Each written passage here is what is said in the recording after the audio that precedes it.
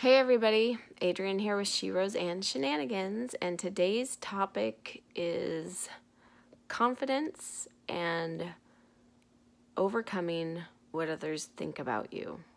So, let's begin. I have had low points of confidence, and as I told you in my introduction video, a lot of it has been within the last couple years, and I had to start remembering and reflecting on what I did in my 20s when I remember experiencing it and how I got through it. So I'm here to share it with you. I've also had quite a few different phone calls where I've run into this with people where, how do you not care what people think? You know, it's hard to get over that. And that doesn't mean that I don't care what people think. There are certain times when I do run into that. I think it's natural to care about what people think about you. My husband's favorite quote is, I don't remember who it's by, but it's an older quote that says, you wouldn't worry about so much what people thought about you if you realized how little they did. And that's an amazing quote, because the reality is everybody's always really worried about themselves and thinking about what they have to do or what they've got going on, that they don't always pay a whole lot of attention. I think a lot of times we're worried more about how we're judged, because everybody does have judgment qualities in them. You know, we have first impressions where we kind of make decisions or we think that we might be right, and it's not so much about avoiding that initial judgment. It's more not sticking to the initial judgment. Okay, back again. Sorry, I got interrupted by a phone call. Where was I? Not sticking to the initial judgment. So, let's talk about our inner worlds first. We all, like I said, have first impressions. So first impressions doesn't necessarily mean that you're judging somebody, but it can mean that too, and it kind of can add to that. First impressions can be taken with just seeing somebody and how they look, of course, and making a decision based upon that. The next thing about first impressions, you know, as far as judgment goes, is a lot of times if you just even look like somebody else, then subconsciously it reminds someone of someone who they just didn't like, and so they're gonna maybe not like you for that. That's not a personal thing against you. Hopefully they have an open enough mind that they'll get to know you, or having the same name as somebody that they didn't like. Again, not anything personal against you, and hopefully they'll have an open mind enough. So as far as getting over judgment, it is to acknowledge that it's there and then remain open to getting to know something more about somebody. And hopefully most people do this. I tend to experience that most people do. I think that you can kind of always feel if someone has a good first impression or not, and from there you can kind of, you know, decide whether or not you want to continue going down that path. So let's see, about being judged by other people.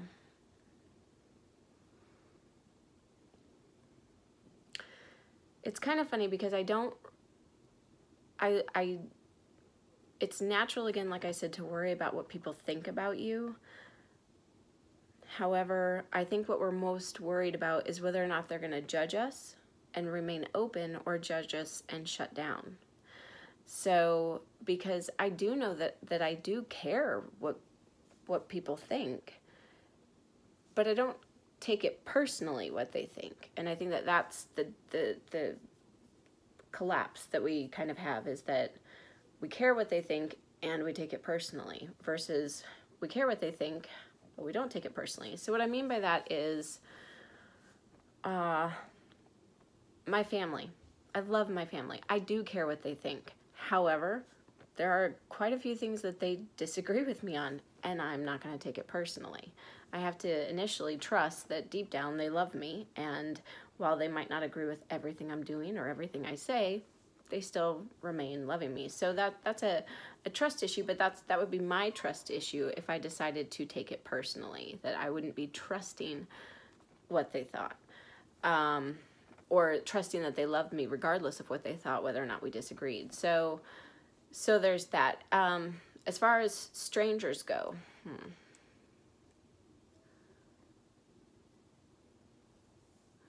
I don't really, I would say that my family members, I probably worry a little bit more about their judgment than I do strangers, but even then, I have to find a way to trust that they love me and let it go. As far as strangers go, I don't feel like I worry what they think or even really worry what they judge. I do care that they know that as people, I'm respectful of them. And I do care that I'm respected with dignity back. But I don't really stick to whether or not they've judged me or let that ruin my day. So let's see, getting beyond that. The best way that I know how to let go of that fear is to purposefully embarrass yourself as often as possible. Now, there are some boundaries to this. So let's see. What I mean by embarrass yourself, by the way, is here's some crazy shit.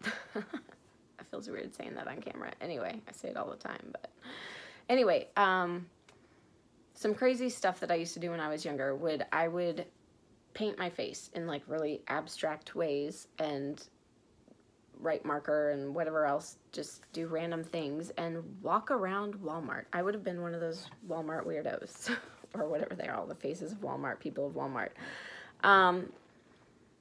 Just to kind of, what's the word? Like kind of release that fear, I guess. Just release the fear of whether or not they judged me. So as you can see in a couple of my shenanigans videos, and I have more that I need to post, but those were all done at Walmart, and it's me dancing in the aisles or being crazy or whatever. And the funny thing about being able to do that is that when people connect, they connect to vulnerability. And when you put yourself out there in that kind of embarrassing way, they almost can't help but connect. Now, granted, did I get judged doing it? Yes. Could I see the judgment on their face? Yes. However, I took a step beyond their judgment and said hello to them and invited them to join me. So by the end of it, they were kind of, there were a lot of people laughing with me or shouting out compliments like, do it again, good job, whatever. So it's kind of like not letting the judgment stick and not quitting just because you feel judged. And again, the best way to get over that is to purposefully embarrass yourself. I know a lot of people do this. I've seen a lot of people do it. My thing is that you have to watch out with how you do it, because it doesn't mean that at some point you don't really put what might be a real wound for you out there. But you do have to find the people that you can kind of trust to put out there who might not jump on you right away. And it's funny because usually strangers actually connect with you better on those things. But if you're worried about it, then the first steps would be to just not put something so vulnerable out there. So, for instance, I hang around with people and I see it happen all the time where they will start making fun of themselves for their body features or something like that. But when they do it, you can actually tell that it's a wound in there for them. And they kind of passively aggressively put that out there. Like here, I'll throw this out there because I'm going to pick on me before anybody else does about this. The only problem with actually throwing out a real wound that you haven't healed yet is because if anybody else jumps on that bandwagon or thinks that it's funny, then you might take that personally and figure they're laughing at me when really you invited them to the party. So some of the things that I stayed away from, I had no problem acting weird, dancing weird, painting my face weird. I had no problem ever doing that. However, if I were ever around people, like one of my wounds when I was younger was that I thought I was fat. When I look at myself, I go, you're crazy. Are you kidding me? Like, you were never fat. Where that wound came from was my family, my extended family, my cousins and I were all hanging out at this place, and one of my aunts was passing out the little bite-sized Snicker bars. And she went around, she gave one to each of my cousins, and I was probably 11 at the time or so. And I was going through that stage where, you know, kids go out, then they go up, then they go out, then they go up. So puberty stage, and I had gone out, but it was very minuscule. It wasn't very much at all. However, all of my younger female cousins were all twigs. They were all younger than me, and none of them were going through that maturity stage at that time. So anyway, she went around, she was passing out the Snicker bars, and she passed out one to everybody, and then she went around again, and the second time she skipped me. And as an 11-year-old, I was kind of like, hey, can I have another one? And she said, do you really think you need it, Adrienne? And that was soul crushing, like broke my heart. I was so embarrassed in front of all of my cousins, everything. So for the next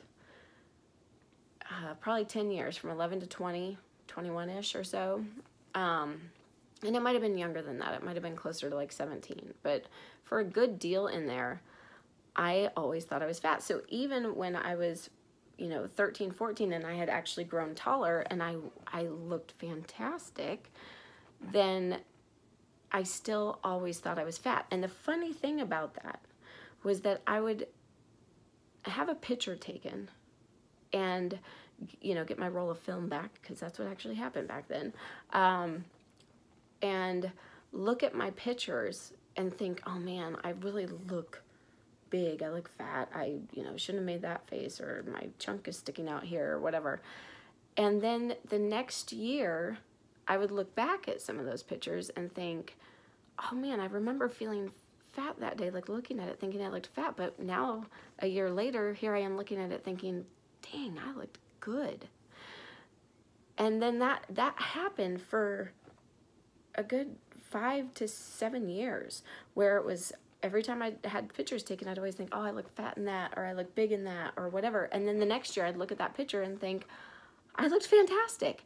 And somewhere around 20, I was doing that again and saw that I was doing that. And I decided, you know what? I always do this. I always think I look fat on the day of the picture. And then I always look back a year later and think, holy cow, I looked great. And I'm not going to do that to myself anymore. I am not going to think I look fat anymore. Instead, I'm going to love myself here and now as I am and think I look great. So now, do I look great every day? Probably not. But you know what? I don't worry about it. And I definitely don't worry about people's judgment of it, because inside I had let that go from me. I had not had that trust issue. Now, the only thing that I will say is this, is that, again, I knew that that wound was there. Now, while I had healed that wound and decided I'm not going to let that get to me anymore, it still was something that when I shared the vulnerability, there were a couple people that I shared it with, and instead of, for a while in there, instead of it being something where they like understood it and connected to it, they started making fun of it. And, oh, that little fat girl inside you, that little fat girl inside you. So I will say that that is a thing where a lot of times other people aren't grown enough to know that, hey, look, like, I just shared that. I gave you something to connect with. And yet here you are just like, sugar, salt, stomp, crush, whatever. And it didn't trigger me. Like, I didn't get mad, but it kind of was like, man, that was dick. So, that was a really jerky thing to keep just doing, because you know it's something that I carried for a long time, you know, and it took a while for me to stop carrying that and get out of the habit of carrying that. So I would say that if you do know that there is an issue with you that maybe is something you haven't healed yet, or maybe something you just decided to heal and you still aren't done healing with it, I don't know that I would say go ahead and offer that vulnerability for everybody to connect to right off the bat. It's important to be vulnerable, but a lot of times you don't want to invite people to a party that you're not really ready to throw. So definitely get out there and embarrass yourself, because it does take that edge off. But there are other ways to embarrass yourself rather than totally throwing out every single vulnerability that you have. even currently, here I am doing something I haven't done ever. I've never actually just talked straight to a camera with nobody else in my room and then thought maybe somebody someday will be on the other end of that. That's never happened. So that's a vulnerability for me. And there are still some things that throughout this journey you'll learn more about, but it doesn't mean I'm ready to invite you to the party yet. So you know, there's some things that we're going to talk about, and then some things we'll get to talking about, but it doesn't mean it's going to all happen right at once. And so that's the only thing that I would say, but definitely,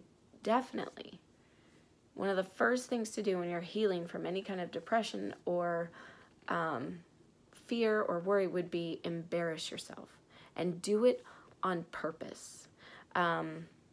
Here's another example of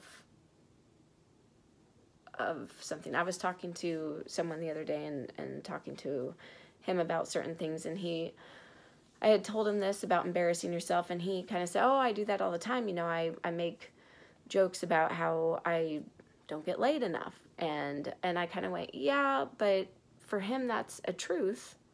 And not just get laid, but he can't find a girlfriend. He can't find somebody to connect with. And so it was kind of like, yeah, I get that you're embarrassing yourself. I do. And I get that you're putting yourself out there, and that's cool. But there's a big difference between putting yourself out there when you're wanting people to join you and laugh with you, and then there's a difference between putting yourself out there when you're wanting to connect with people on a deep level. So I kind of, you know, said, look, I really do agree that you should embarrass yourself. However, at work, around those people that you kind of know and kind of don't know, and you really want somebody to connect to, maybe that's not the best place to throw out that you're not having sex, because I know that it's something that's real for you, and I know it's something that bothers you.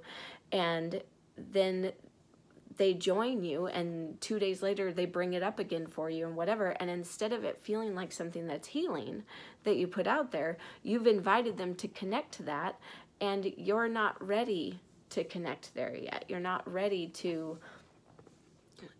be connected quite yet there with people that you kind of know, kind of don't know. And here they are walking around the office picking on you for it, and really it's still creating that wound, or that I'm not enough, and it's reminding you of how you already feel.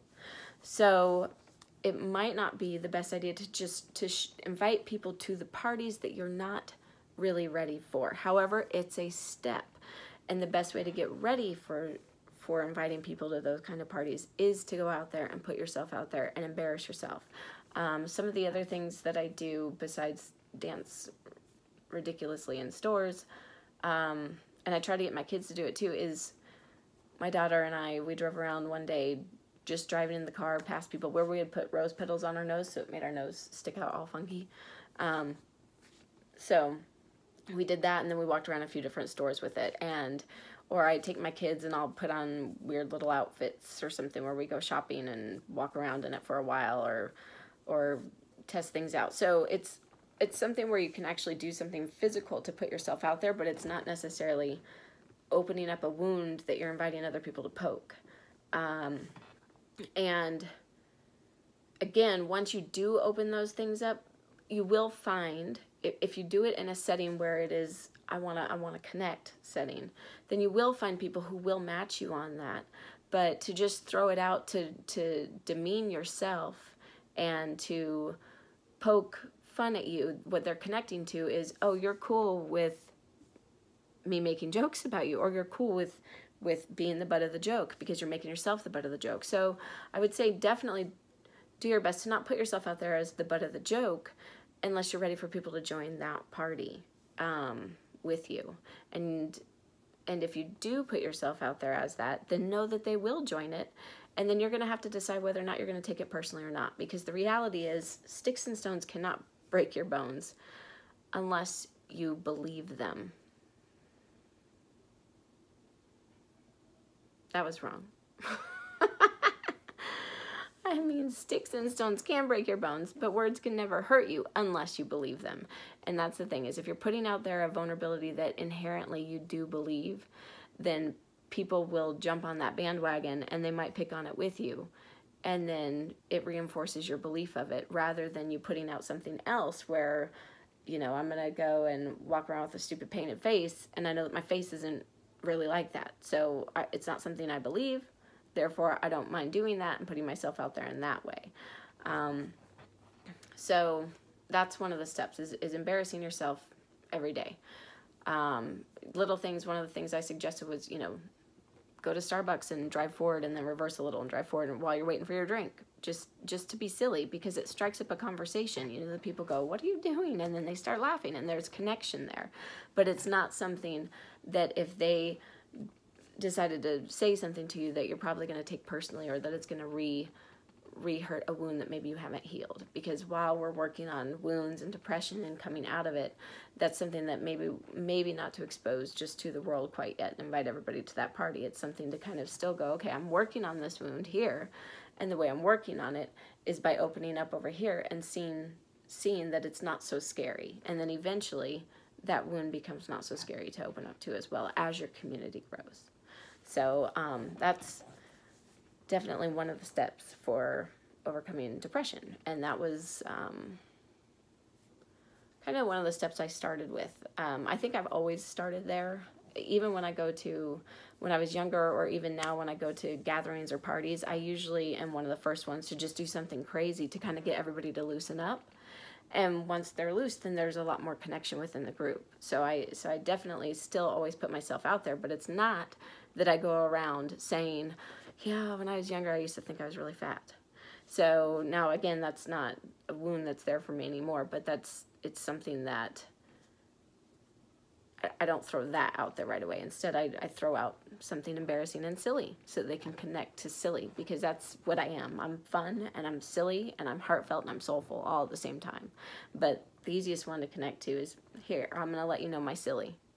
So, and then, that'll kind of invite you, so that when we get to the soulful things, then you'll know that it's an honest truth that it comes from, because the silly is a lighthearted truth.